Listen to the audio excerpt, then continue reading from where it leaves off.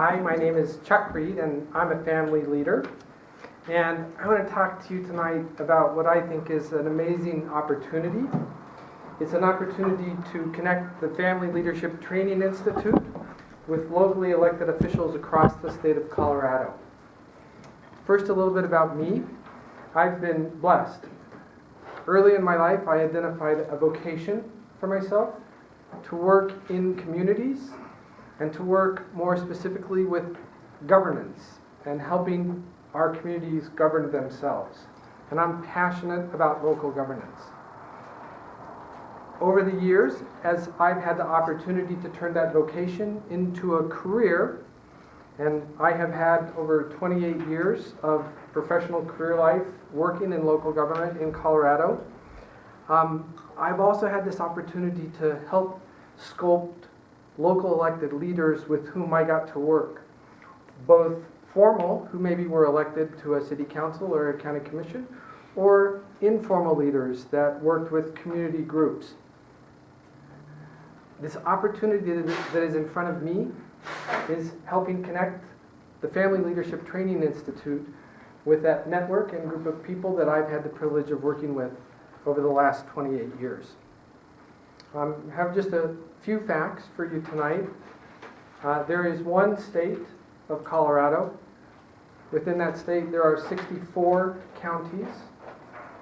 There are 271 municipalities, either cities or towns, and there are over 3,600 units of local government across the state. One state, 64 counties, 271 cities, and 3,600 units of local government. And those units of local government help decide things like how your school board operates or what your park and recreation district does. And they're all formal opportunities to serve. Over my career, I've had the chance to work specifically with 240 locally elected officials, with 13 mayors, and over that same time period, I've had the opportunity to meet hundreds of other officials as I worked on regional issues across the entire state. But this story really isn't about me, it's about you. 8 years ago, FLTI held its kickoff class in Colorado. And FLTI, as all of you know, is based on a national leadership program that's been in operations for almost 20 years and has great experience sculpting leaders and getting leaders to really ask the questions about how public policy decisions affect families.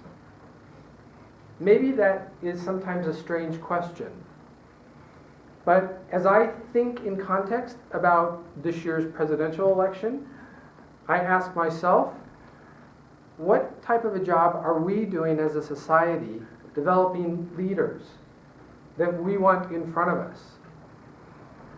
I don't think I necessarily come up with a good answer there. Another question that I would like to hear from you is, what does X mean? Time. Thank you very much.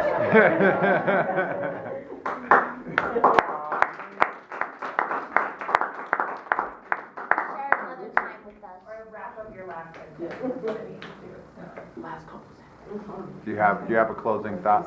I do have a closing thought. I do.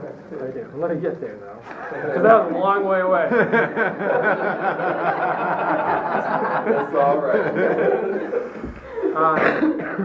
My creative project is helping bring the story of FLTI and the information about matrices and the knowledge about why you are called to be a leader to those who are already identified leaders in our community, because there is a lot that I believe can be learned from that.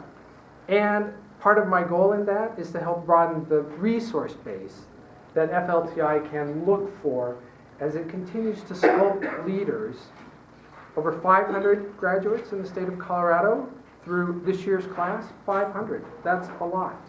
And a lot of those people have gone on to become elected officials, either at the local level or even at the state level. And it's a phenomenal opportunity. And that's about all of us and engendering that in all of us. And I hope we continue to develop those resources that sculpt leaders. Now you can give a yes. Is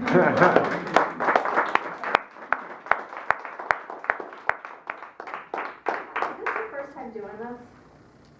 Kidding. I mean, obviously you've done this before, you know how to engage people, you have the right amount of movement, and I've contacted folks who had great questions to draw people in. You shared your own experience to engage people. I thought it was really good. Like I said, you're a natural, you've clearly done this before. I don't have much to say, maybe a little less reading, but you had a lot you wanted to cover, and everybody at some time or other refers to it, so I have something to say to you.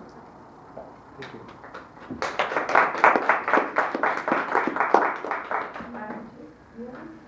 Oh, wait, maybe I do. Okay, you're right, you have that. Sorry. Okay, so I like your passion, I like the fact that you do your homework, that you're really interested in your love for Sculpting Leaders as a program, and that, that's really, that, you know, you brought your personal experience into it, that, you're really concerned about the family aspect of it. I would like to hear more about it, the time and the X factor given to play, but that's really it. Thank you. Can I just say something else while you're standing up there? I just want to give you props. You do a really amazing job of literally looking for ways to prop other people up in the class. I've noticed that about you, and that's pretty special. Thanks.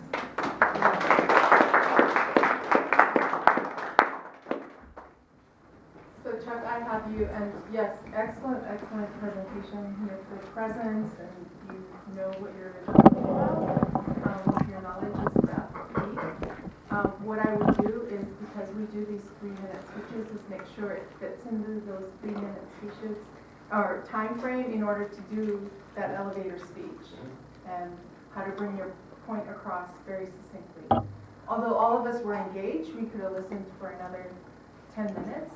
I think we need, the practice is for the 2 minutes. And then you can do a 15-minute video that you put online. Yes. And we'll play it everywhere. Thank you.